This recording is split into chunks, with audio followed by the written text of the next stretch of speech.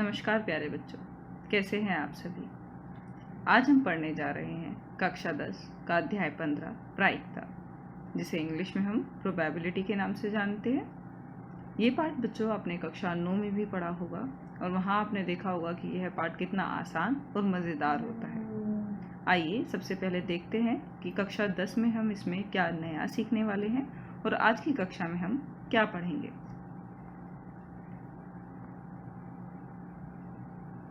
आज हम पढ़ेंगे प्रायिकता की परिभाषा, थोड़ा सा प्रायिकता का इतिहास, प्रायिकता से जुड़ी कुछ शब्दावली जैसे कि समप्रायिक परिणाम क्या होते हैं, असंभव घटना क्या होती है, निश्चित घटना क्या होती है, सैद्धांतिक प्रायिकता के क्या सूत्र होते हैं, पूरक घटना क्या है, ताश के पत्तों पर आधारित कुछ सवाल, कुछ प्रश्नों को हल करेंगे और साथ ही करेंगे उनका अभ्यास। आइए बेटा सबसे पहले प्रायिकता की परिभाषा जानते हैं। किसी घटना के होने की संभावना को प्रायिकता कहते हैं। देखिए बेटा यहाँ पर लिखा है कि जब कोई घटना घटती है तो उसके होने की कितनी संभावना है कि वो घटना होगी या नहीं होगी।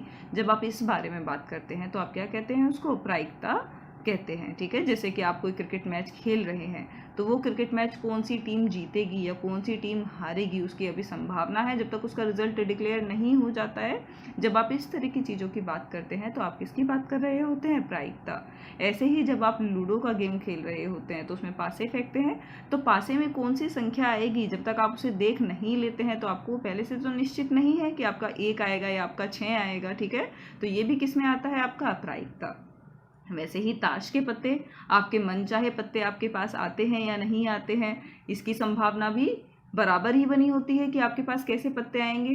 किसी भी मैच को जब आप शुरू करते हैं तो आप सिक्का उछाल के शुरू करते हैं। क्यों सिक्का उछालना इतना अच्छा माना जाता है, क्योंकि बेटा सिक्के में हेड और टेल आना दोनों की प्रायिकता क्या होती है, बराबर होती है। ठीक है, दोनों के आने की संभावना क्या है, बराबर है। इसलिए आप सिक्का उछाल कर यह तय करते हैं कि कौन पहले खेलेगा और कौन बाद में खेलेगा। ठीक है, ऐसे ही किसी गेम को हारने की, किस खेल में कौन जीतेगा या कौन हारेगा, ये भी किसके अंदर आएगा, प्रायिकता के अंदर आएगा।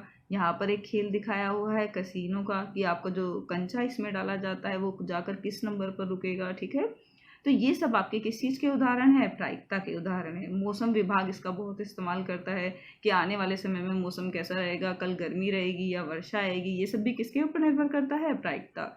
जैसे कि बेटा हमने ऊपर लिखा भी है कि सांख्यिकी, गणित, विज्ञान, दर्शन शास्त्र आदि क्षेत्रों में इसका बहुतायत से प्रयोग होता है। ठीक है, प्रायिकता जब आप किसी चीज़ की संभावना होने की बात करते हैं। विज्ञान में कैसे कोई उदाहरण ले सकते हैं आप, जैसे इलेक्ट्रॉन जो आपके जिस शेल में घूम रहा है बेटा, उसकी कोई फिक्स पोजीशन तो होती नहीं है, तो वो भी आप प्रोबेबिलिटी के उससे मान लेते हैं कि हमारा इलेक्ट्रॉन अभी इस जगह पर है, तो उसी से आपकी पूरी विज्ञान चल रही है।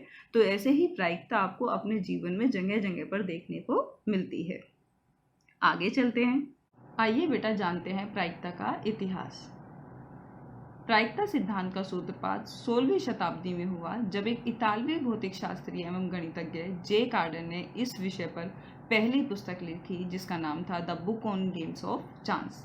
बिल्कुल ऐसे ही एक और गणितज्ञ हमारे पास थे जिनका नाम था लैप्लेस। बेटा उन्होंने भी प्रायिकता के ऊपर एक किताब लिखी थी 1812 में, और उनकी किताब का नाम था थ्योरी एनालिटिक डैश प्रोबेबिलिटीज। और इस किताब में उन्होंने बहुत सारे नए विचार हमें दिए थे, किसके ऊपर, प्रायिकता के ऊपर। ठीक है, आगे चलते हैं और कुछ ऐसी शब्दावली को जानने की कोशिश करते हैं जो कि किससे जुड़ी हुई है, प्रायिकता से जुड़ी हुई है। सबसे पहले बेटा जानेंगे यादृच्छिक प्रयोग क्या होते हैं। किसी प्रयोग के यादृच्छिक प्रयोग होने का अर्थ है कि परीक्षण के एक से अधिक संभव परिणाम और निश्चित रूप से यह पूर्व अनुमान लगाना संभव नहीं है कि वह परिणाम क्या होगा। मतलब क्या है, अगर आप उदाहरण लीजिए एक सिक्के को उछालने का। एक सिक्के को जब आप उछालते हैं तो कितने परिणाम आ सकते हैं, या तो चित्त आएगा बेटा या फिर क्या आएगा, पट आएगा। ठीक है, तो उसके कम से कम कितने हैं, 2 परिणाम तो है ही। ऐसा तो नहीं है कि चित्त आ रहा है, अगर आप उसको उछालते हैं पता है चित्त ही आएगा, तो उसको आपको टॉस करने का फायदा ही क्या है। ठीक है, और वहाँ पर जो आपके दोनों चित्त या पट आने वाली बात है, दोनों का जो आने की संभावना है वो क्या होगी, बराबर होगी। आप पहले से अनुमान नहीं लगा सकते हैं कि चित्त आएगा या पट आएगा। इसके बाद जो अगला शब्द आपको देखने के लिए मिलता है वह है संप्रायिक परिणाम। संप्रायिक परिणाम वह होते हैं जहां किसी घटना के सभी परिणामों के आने की प्रायिकता समान होती है। ठीक है, अगर कोई घटना घट रही है तो उसमें जो भी घटनाएं घटेंगी उनके सभी परिणामों के आने की प्रायिकता क्या होगी, बराबर। जैसे कि आप कोई पासा फेंकते हैं तो पासे में 1, 2, 3, 4, 5, 6 सभी के आने की प्रायिकता क्या होती है बेटा, समान होती है। ठीक है, ऐसा तो नहीं है कि बार बार 6 आएगा या बार बार 1 आएगा, तो सभी के आने की प्रायिकता क्या होती है, वहां पर समान होती है। अगला हमारे पास है बेटा प्रारंभिक घटना। किसी प्रयोग की वह घटना जिसका केवल एक ही परिणाम हो प्रारंभिक घटना कहलाती है। ठीक है बेटा, ऐसी घटना जिसका अगर आप घटना घटती है तो परिणाम कितना होगा, एक ही होगा। किसी प्रयोग की सभी प्रारंभिक घटनाओं की प्रायिकताओं का योग कितना होता है, एक होता है। मान लीजिए आपका कोई थैला है आपके पास, ठीक है, उस थैले में आपके पास पीले रंग की बोल है, नीले रंग की बोल है और लाल रंग की बोल है। तो उनमें से जब वो उनके घटने की प्रायिकता है कि लाल बोल आएगी तो उसका परिणाम भी एक ही होना चाहिए, या आप अगर नीली बोल निकालते हो तो उसका परिणाम भी एक होना चाहिए। और अगर आप उन तीनों की प्रायिकताओं का योग निकालते हैं तो क्या होगा आपका, एक। वही यहाँ पर बेटा आपको लिखा हुआ है पी वाई, मतलब प्रायिकता जो है येलो बोल की, प्रायिकता नीली बोल की मतलब ब्लू के लिए ब्लू बी लिखा हुआ है और रेड के लिए आर लिखा हुआ है। ठीक है, तो ऐसी प्रायिकताओं का योग क्या होता है, एक होता है। इसके आगे बेटा आपके पास आती है असंभव घटना। ठीक है, उस घटना जिसका घटित होना असंभव है उसकी प्रायिकता भी क्या होती है, 0 होती है। ऐसी घटना बेटा जो कभी घट सकती ही नहीं। इसके लिए आपके पास किताब में एक सवाल भी दिया हुआ है कि आपके पास एक थैला है, उसमें आपकी संतरे की महक वाली गोलियां पड़ी हुई हैं और आपने उसमें से हाथ डाल के एक टॉफी निकाली है, एक गोली निकाली है और उसकी महक जो है वो नींबू की महक वाली गोली निकले, उसकी क्या प्रायिकता होगी। तो बेटा जब थैले में नींबू की महक वाली गोली डाली ही नहीं है तो उसकी प्रायिकता क्या होगी, 0।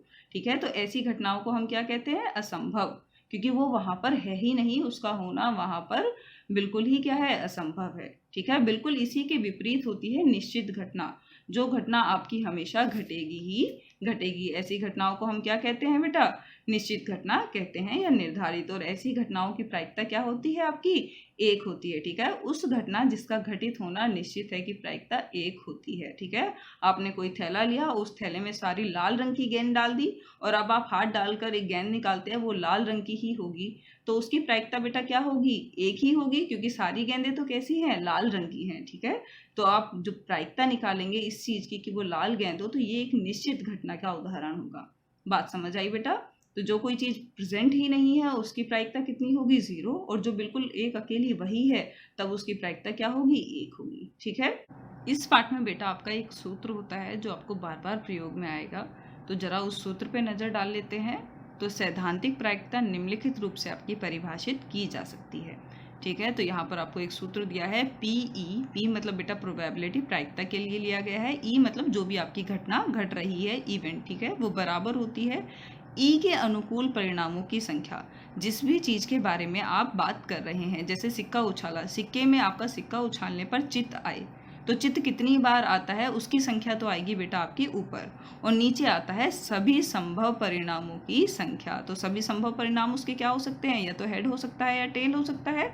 तो उसके दोनों परिणाम कितने हो गए आपके, हेड और टेल, 2 परिणाम हो गए। ठीक है बेटा, जब आप एक सिक्के को उछालते हैं तो या तो हेड आता है या आपका क्या आता है, टेल आता है। ठीक है, तो अगर आप हेड आने की बात करते हैं तो हेड की संख्या कहाँ आएगी, ऊपर। ठीक है, अगर वो कहता है कि हेड आने की प्रायिकता निकालिए, तो वो तो संख्या कितनी हो गई, 1, क्योंकि हेड उसमें कितनी बार आया है बेटा, 1।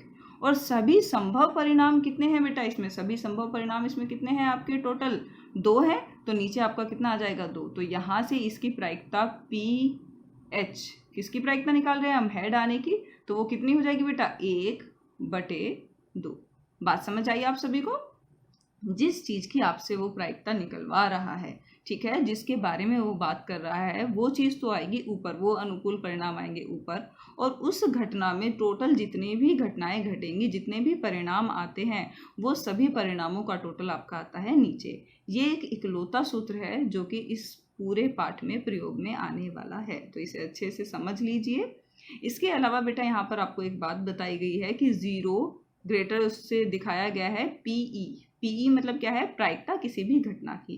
तो यहाँ पर अभी आपको बताया गया था कि किसी भी घटना के घटने की प्रायिकता हमेशा 0 से बड़ी होती है और 1 से छोटी। 0 से बड़ी मतलब असंभव घटना होगी तो 0 होती है, और ठीक है अगर कोई निश्चित घटना होती है तो बेटा कितना आता है, 1 आता है। ठीक है, तो बड़ी से बड़ी वैल्यू 1 आ सकती है प्रायिकता की, और छोटी से छोटी वैल्यू कितनी आ सकती है, 0, या फिर इसके बीच में आपके सारे उत्तर आएंगे। तो हमेशा याद रखिएगा किसी घटना की प्रायिकता 0 या 0 से बड़ी होती है और 1 या 1 से हमेशा क्या होगी बेटा, आपकी छोटी होगी। इसे हमेशा याद रखिएगा।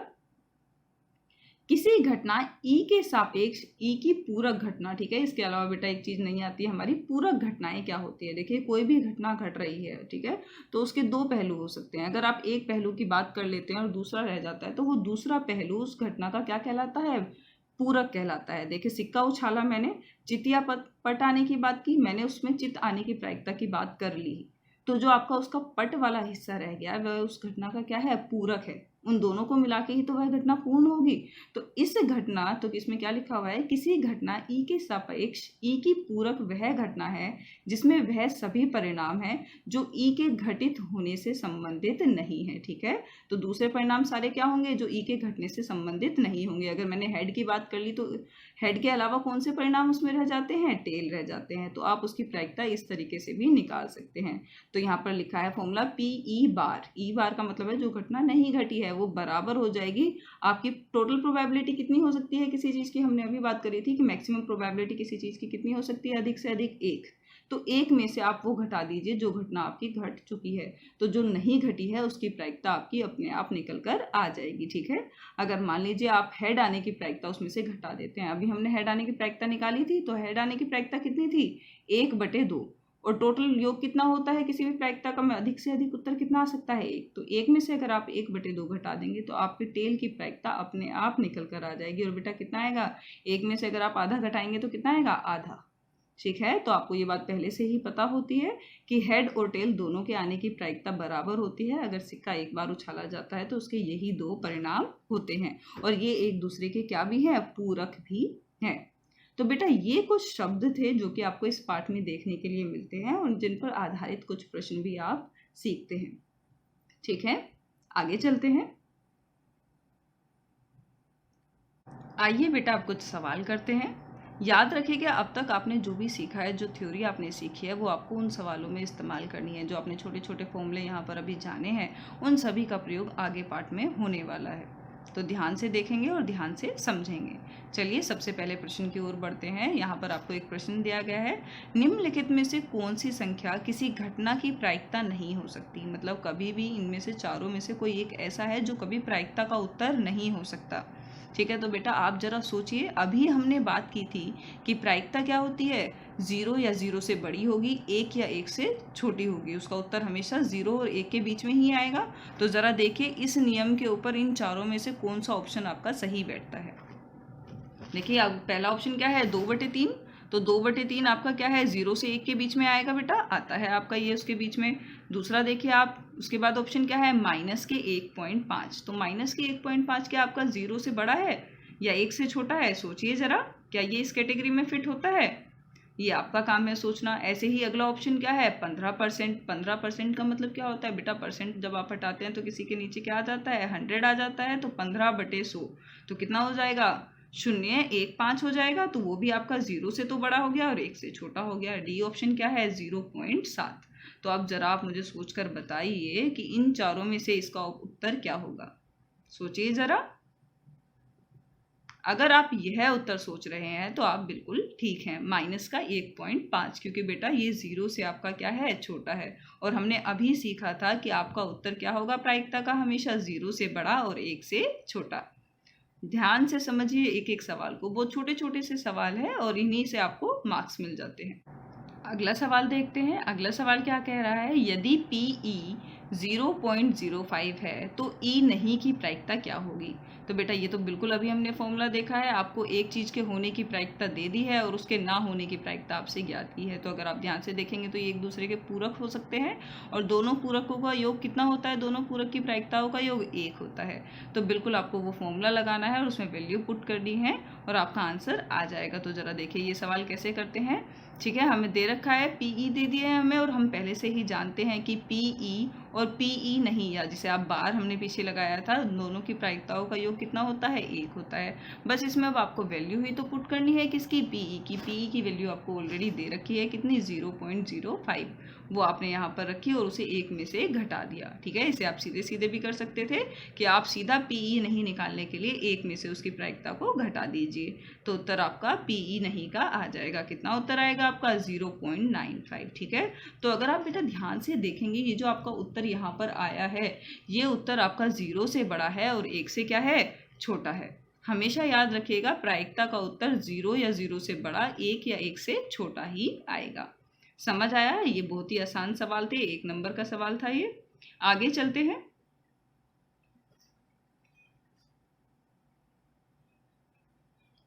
एक पासे को एक बार फेंका जाता है, निम्नलिखित को प्राप्त करने की प्रायिकता ज्ञात कीजिए। सबसे पहली बात तो बेटा, पासे को एक बार फेंका जा रहा है, तो एक पासे को अगर आप एक बार फेंकते हैं तो उसके क्या क्या परिणाम आ सकते हैं, जरा सोचिए। पासे पे क्या क्या संख्या होती है, ये तो बहुत ही आसान है, 1 2 3 4 5 6, यही संख्या होती है हमारे पासे के ऊपर। अब ये क्या कह रहा है कि आपको प्रायिकता ज्ञात करनी है, पहले एक अभाज्य संख्या की, दूसरा आपको ज्ञात करनी है 2 और 6 के बीच स्थित कोई संख्या जो होती है उनकी प्रायिकता आपको ज्ञात करनी है, और तीसरा आपको इसमें ज्ञात करना है एक विषम संख्या होने की प्रायिकता। तो सबसे पहले आता है एक अभाज्य संख्या। सबसे पहले तो आप ये सोचिए कि अभाज्य संख्या होती क्या है। ठीक है बेटा, क्या होती है अभाज्य संख्या, 1 से बड़ी वे संख्याएं जो या तो स्वयं से विभाजित होती है या किससे विभाजित होती है, 1 से। तो जरा 1 से लेके 6 तक के बीच में अभाज्य संख्याएं सोचिए कौन कौन सी होंगी आपकी, 2 3 5। बेटा अभी आपको बताया है कि 1 आपकी अभाज्य संख्या नहीं होती, 1 से बड़ी संख्या। ये कन्फ्यूजन हमेशा बच्चों को बनी रहती है कि 1 भी तो अभाज्य संख्या में आना चाहिए। नहीं बेटा, 1 आपका अभाज्य संख्या में नहीं आता है। 1 से बड़ी संख्या होती हैं जो या तो स्वयं से विभाजित होती हैं या 1 से विभाजित होती हैं। तो 1 से लेके 6 तक जो कि हमारे परिणाम थे, उनके बीच में अभाज्य संख्या हमारी कौन कौन सी हो गई, 2 3 5। तो ये कितनी संख्याएं हो गई हैं हमारे पास, 3 संख्याएं हो गई हैं। तो हमारे पास ऊपर जो कुल अभाज्य संख्या फॉर्मूले में अगर आप देखते हैं प्रायिकता निकालने के लिए एक अभाज्य संख्या के लिए, तो कुल अभाज्य संख्याएं कितनी हो गई हमारे पास, 3 कौन कौन सी हुई, 2 3 और 5। बेटा 4 और 6 नहीं होंगी क्योंकि वो तो 2 से विभाजित हो जाती हैं, या 3 से विभाजित हो जाएगा 6। और कुल संख्याएं, टोटल संख्याएं हमारे पास कितनी है, पासे को फेंकने के बाद आपके पास टोटल संख्याएं कितनी थी, 6। तो कुल संख्याएं तो आपकी नीचे आ जाएंगी 6, और कुल अभाज्य संख्याएं आपकी कहाँ आएंगी, 3 ऊपर। तो 3/6, उसे आप जब 3 से 6 को भाग देंगे तो कितना आ जाएगा, 1/2। बहुत ही आसान सवाल था। अगला पार्ट देखिए इसका, 2 और 6 के बीच की स्थित कोई संख्या। 2 और 6 के बीच में जरा सोचिए बेटा, बहुत ही आसान है। कौन कौन सी संख्याएं आती हैं, 3 4 5। तो फिर से कितनी संख्याएं हुई, 3। तो ऊपर कितना आ जाएगा फॉर्मूले में, 3, और नीचे आपका कितना आएगा, सोचिए जरा, 6। तो 3/6। तो फिर से उत्तर कितना आया आपका, 1/2। उसके बाद अगला आपका पूछा गया है एक विषम संख्या। विषम संख्याएं क्या होती है, ये तो आपको पता होना चाहिए। सम संख्या और विषम संख्या जो 2 के पाढ़े में नहीं आती है। तो विषम संख्याएं क्या हो गई, 1 3 और 5। तो ये विषम संख्याएं भी कितनी हो गई हैं आपके पास, 3 हो गई हैं। ठीक है, तो ऊपर आपकी कितनी आ जाएंगी, 3, और नीचे कुल संख्याएं कितनी है इसमें, 6। तो 3/6। तो उत्तर कितना आ गया बेटा आपका, 1/2।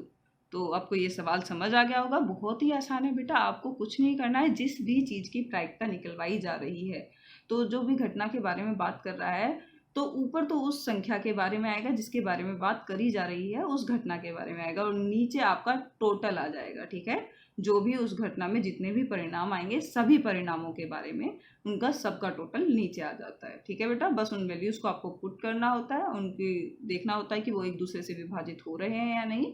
बस वही आपका क्या हो जाता है, प्रायिकता का उत्तर निकल कर आ जाता है। बस आप अपने ऑप्शन से सही से चुनिएगा, जो भी आपको वो कह रहा है। जैसे 2 और 6 के बीच की संख्या कह रहा है, ध्यान दीजिए कि 2 और 6 के बीच में तो ये तो बहुत ही आसान सी बात है कि कौन कौन सी संख्याएं आएंगी।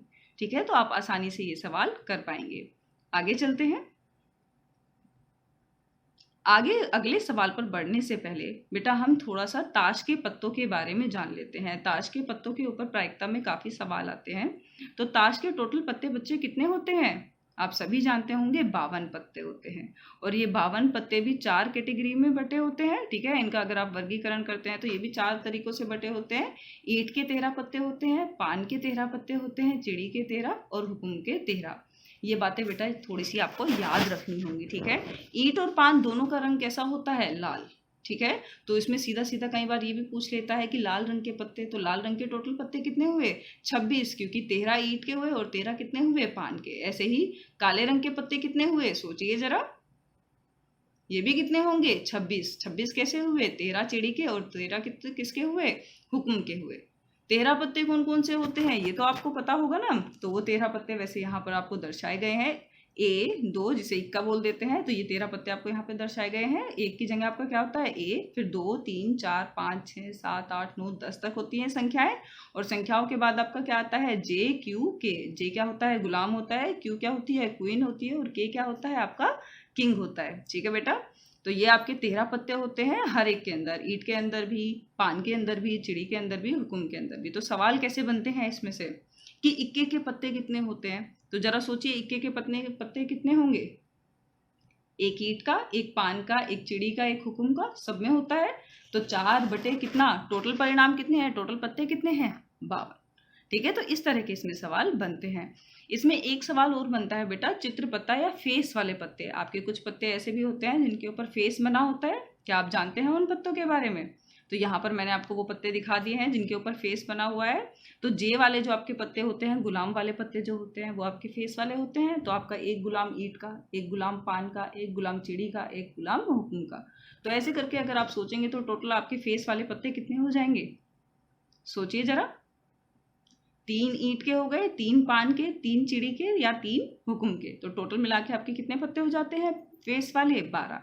तो ये चीज आप याद रखिएगा जब आप हम फेस वाले पत्तों के बारे में बात करेंगे या जब हम पत्तों के सवालों के बारे में बात करेंगे, ये प्रश्न आपसे वहां पूछे जाएंगे। आगे बढ़ते हैं। अभी बच्चों हमने पत्तों के बारे में बात करी, अब जरा पत्तों के ऊपर एक सवाल भी सीखते हैं। देखिए यहाँ पर एक सवाल दिया गया है, 52 पत्तों की अच्छी प्रकार से फेंटी गई एक गड्डी में से एक पत्ता निकाला जाता है। निम्नलिखित को प्राप्त करने की प्रायिकता ज्ञात कीजिए। ठीक है, आपके पास एक गड्डी है, अच्छी तरह से फेंटी हुई है, और आपसे ये जो 6 बिंदु है इनकी प्रायिकता आपको निकालने के लिए कह रहा है। अब जरा आपको सब खुद से सोचना है, बाद में आपको तस्वीर में देखना है कि उत्तर क्या होगा। जरा सोचिए, लाल रंग का बादशाह। तो पहले तो सोचिए बादशाह कितने होते हैं और लाल रंग के बादशाह कितने होते हैं। बादशाह मतलब आपका जो किंग वाले पत्ते होते हैं, और वो भी लाल रंग के। जरा सोचिए।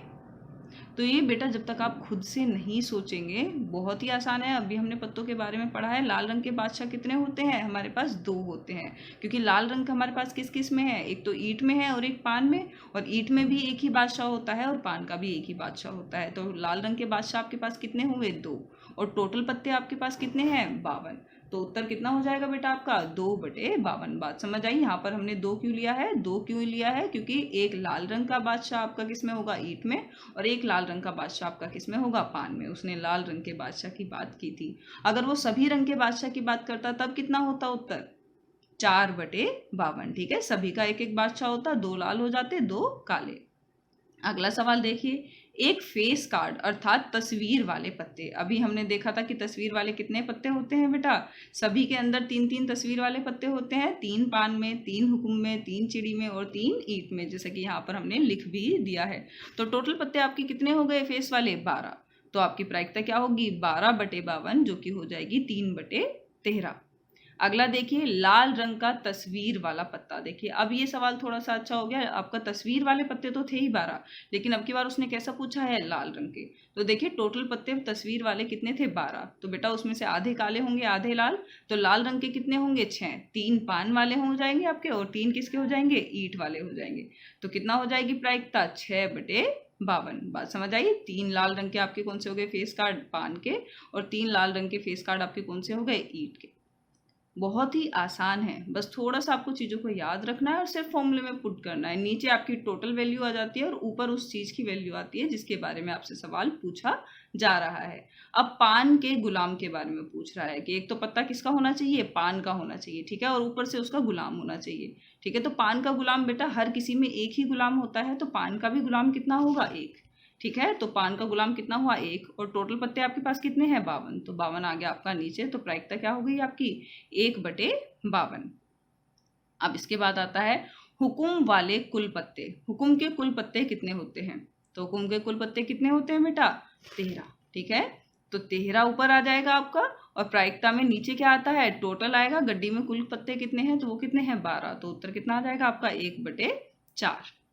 बहुत ही आसान है। यहाँ पर अब की बार एक सवाल हमने आपके लिए छोड़ दिया है, कौन सा, ईंट की बेगम।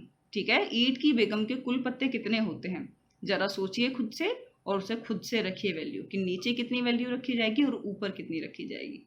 तो जरा सोचे कि हर एक बेटा जो आपके 13 की कैटेगरी बांटी गई है सभी में एक एक बेगम होती है और वो किसकी बेगम पूछ रहा है, ईंट की।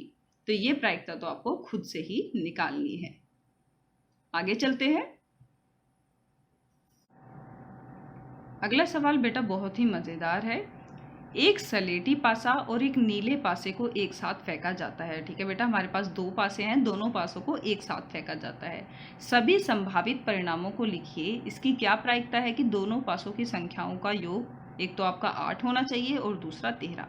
तो बेटा अगर आप एक पासा फेंकते हैं तो आपके क्या क्या परिणाम आते हैं, जरा मेरे को बताइए सोच के।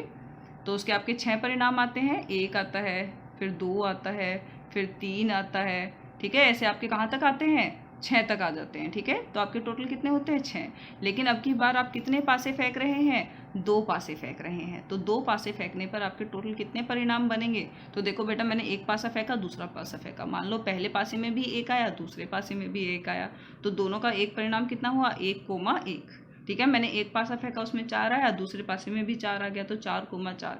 तो जरा सोचिए, ऐसे तो बहुत सारे परिणाम बन सकते हैं। तो उन परिणामों को आसान सा लिखने का तरीका क्या होता है वो हम आपको यहाँ पर दिखा देते हैं। देखिए बेटा, 2 पासों को आप फेंक रहे हैं। ठीक है, तो 2 पासों को फेंकने पर पहला क्या हो सकता है कि पहले पासे में भी 1 आया और दूसरे पासे में भी क्या आ गया, आपका 1 आ जाता है। ठीक है, ऐसे आपने पहला पासा फेंका तो आपका 1 आ गया, दूसरे पासे में क्या आ गया, 2 आ गया। तो इस तरह से जब आप परिणाम सोचने की कोशिश करेंगे तो बेटा बहुत सारे योग बन जाएंगे, बहुत सारे कॉम्बिनेशन बनेंगे। सोचिए जरा एक बार दिमाग में, एक पासे में 4 आ सकता है, दूसरे में 5 आ सकता है ना आपका ऐसे। ठीक है, एक पासे में आपका 5 आ जाए, दूसरे पासे में आपका 4 आ सकता है। ठीक है, एक पासे में आपका 6 आ जाए, दूसरे में 2 आ जाए, ये भी हो सकता है। या पहले पासे में 2 आ जाए, दूसरे में 6 आ जाए। बेटा दोनों अलग अलग बात है। ऐसा नहीं है कि पहले पासे में 2 आया और दूसरे में 6 आया, वो बिल्कुल वैसा नहीं होगा कि पहले में 6 आया और दूसरे में 2। ठीक है, दोनों पासों की अपनी अपनी वैल्यू है। तो 2,6 अलग परिणाम है, 6,2 अलग परिणाम है। तो इस तरह से इन पासों के आप टोटल कितने परिणाम लिख सकते हैं, 36 परिणाम लिख सकते हैं, जो कि आपको यहाँ पर दिखाए गए हैं। अब सवाल देखिए जरा क्या कह रहा है कि दोनों पासों की संख्याओं का योग कितना होना चाहिए, 8 हो। ठीक है, तो दोनों पासों की संख्याओं का योग 8। अब जरा मुझे यहाँ देखकर बताइए कि यहाँ पर 8 कहाँ कहाँ पर जोड़ा आपका बन सकता है, सोचिए जरा।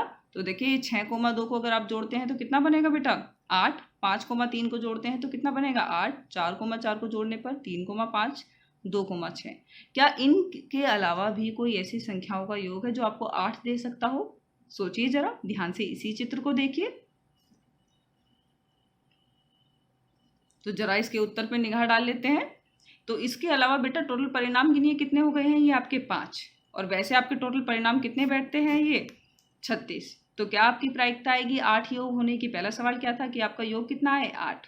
तो आपका पहले सवाल का उत्तर क्या बनेगा, 1, 2, 3, 4, 5। आपके कुल परिणाम, अनुकूल परिणाम कितने हैं, 5, और टोटल परिणाम कितने हैं, 36। तो उत्तर कितना आएगा, 5/36। अब दूसरा कह रहा है कि दोनों पासों का योग 13 आए। तो जरा आप यहाँ पर ध्यान से देखिए, क्या किसी पासे का योग 13 आ सकता है। देखिए जरा, ज्यादा से ज्यादा योग यहाँ पर कितना बैठ रहा है, 6 + 6। ठीक है, इन दोनों को ही तो आप जोड़ सकते हैं, सबसे बड़ी संख्या तो यहाँ पर यही है। और 6 + 6 आपका कितना बैठता है, 12। इससे बड़ी तो कोई संख्या यहाँ पर है ही नहीं। तो बेटा ऐसी घटना हो ही नहीं सकती जिनका योग 13 आए, और ऐसी घटना जो कभी घट ही नहीं सकती उनका आपकी प्रायिकता का उत्तर कितना आता है, 0। ठीक है, उनका उत्तर आपका क्या आता है, 0। ठीक है, तो उसका उत्तर हो जाएगा 0/36, क्योंकि यहाँ पर अनुकूल परिणाम आपका एक भी नहीं है। तो उत्तर आया 0/36, मतलब 0। बात समझ आई। ये थे आपके कुछ सवाल। अब कुछ सवालों का अभ्यास आपको स्वयं से करना होगा। चलिए आगे चलते हैं। समय आ गया है कि आप कुछ सवाल करें, उससे पहले हम पुनः अवलोकन कर ले कि आज हमने सीखा क्या क्या है।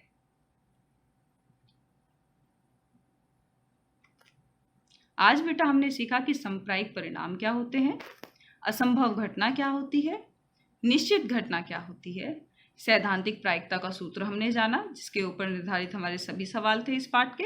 हमने पूरक घटना जानी कि पूरक घटना क्या होती है। ताश के पत्तों के बारे में जाना, उनके ऊपर आधारित हमने बहुत सारे सवालों के बारे में भी देखा।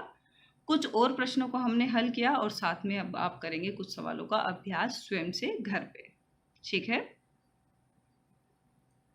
तो यहाँ पर बेटा आपको अभ्यास के लिए एक सवाल दिया गया है। जरा इस सवाल को ध्यान से पढ़ेंगे और खुद से इसे करने की कोशिश करेंगे। तो देखिए, पहले सवाल पढ़ लेते हैं। 144 बॉल पेनों के एक समूह में 20 बॉल पेन खराब है। ठीक है बेटा, टोटल पेन कितने हैं? 144, उसमें से खराब कितने हैं? 20। तो क्या आप निकाल सकते हैं सबसे पहले तो कि अच्छे शेष पेन कितने होंगे? तो वो तो आप आसानी से घटाकर निकाल सकते हैं, वो आप खुद से घटाकर निकालेंगे। आप वही पेन खरीदना चाहेंगे जो अच्छा हो, परंतु खराब पेन आप खरीदना नहीं चाहोगे। ठीक है बेटा, हम वही पेन खरीदना चाहते हैं हमेशा जो ठीक चलता है, जो खराब होता है उसे तो आप नहीं खरीदना चाहेंगे। दुकानदार इन पेनों में से यादृच्छा एक पेन निकाल कर आपको देता है। इसकी क्या प्रायिकता है कि आप वह पेन खरीदेंगे? ठीक है भाई, आपको सबसे पहले प्रायिकता किसकी निकालनी है कि मैं वह पेन खरीदूंगी या नहीं। तो मैं तो वो पेन खरीदूंगी जो ठीक है, और ठीक पेन कितने हैं वो तो आप खुद सोचेंगे, और बटे में क्या आ जाएगा? टोटल पेन कितने हैं। तो ये तो बहुत ही आसान सवाल हो जाएगा।